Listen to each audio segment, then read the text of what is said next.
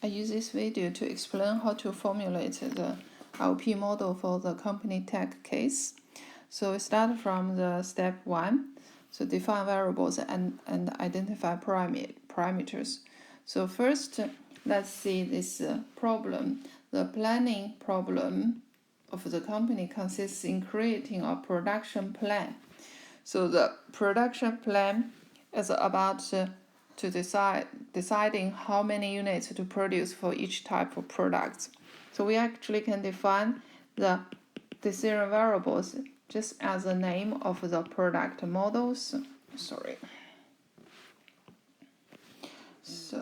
C. So we can define 3 decision variables for number of model A produced per day.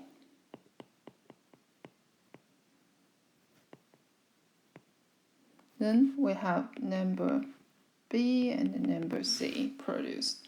Then we summarize the parameters from the text.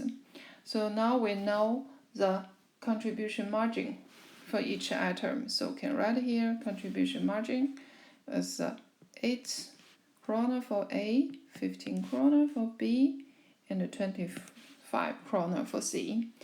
And we also know the minimum requirements. So here I just write a demands. So it's 100 units for A, 150 units for B, and 75 units for C. And then we have the coming week capacity constraints for the production facility. So we have 3 production departments. So for example, department 1, department 2, and department 3. Then we have a capacity in each department. Then according to the text, you can see we have a coming week available hours for production department is 150 hours, and then we have 200 hours for assembly department and 60 for packing.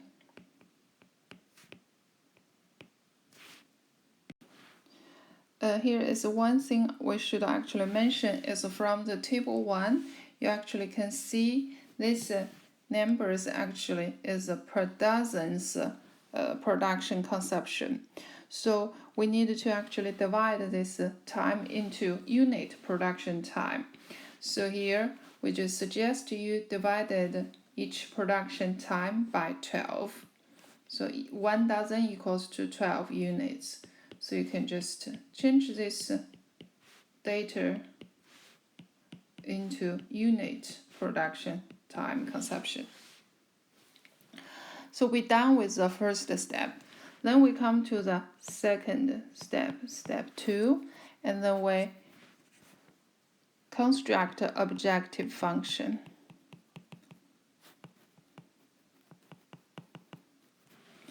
So you can see in the last paragraph, the purpose is to maximize the total contribution margin given the resource constraint of the 3 departments. So this is a maximizing problem, and to maximize the total production margin, we know the unit contribution margin for each item is here. So if I just mark them, so here you can see. Then we use this value to write down the objective function 8 times A plus 15 times B plus 25 times C. So this is the total contribution margin. We would like to maximize that.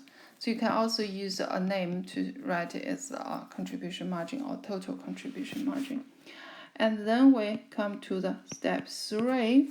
Then we want to construct the constraints. So here, I probably do not have space to write all the constraints. So I try to put it together. So let's see, we have all the demand constraint for each item. So if I use a green color, so here you can see we have a demand constraints. Then you can write at least your production. So here you can see this minimum requirements. So we need to satisfy all these demands. So we should have a, oh, again, I use blue color.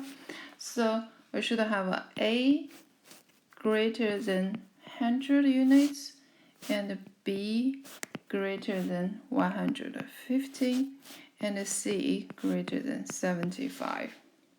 So if we make an error to show, so that's how you construct these constraints. Then the next constraint will be the production capacity constraint. So if I cross here, so this is capacity constraint. So we try to figure out the total production consumption in each department and compare or restrict this consumption by the capacity. So now let's see the first in the department 1. So department 1 capacity constraints. So I use a blue color. So you should write the unit production time is 3 divided by 12 times A plus 3.5 divided by 12 times B plus 5 divided by 12 times C should be smaller or equals to 150. So similarly for department 2, we should have 3 divided by 12 times A, so yeah, 5 divided by 12 times B plus 8 divided by 12 to C, and then less than or equals to 200 hours. So in the packing department, then we have 1 over 12 plus A plus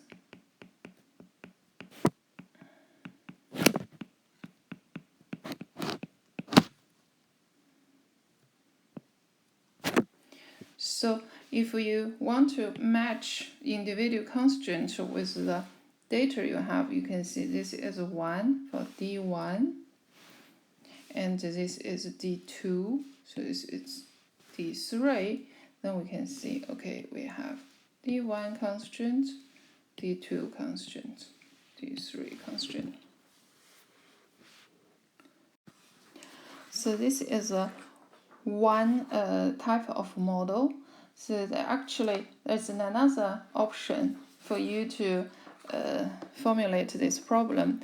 So if we actually calculate the total capacity by dozens, so then you can actually change your model into another type. So I do not repeat this this process. So please refer to the PDF formulations for this problem, for this case in the Blackboard.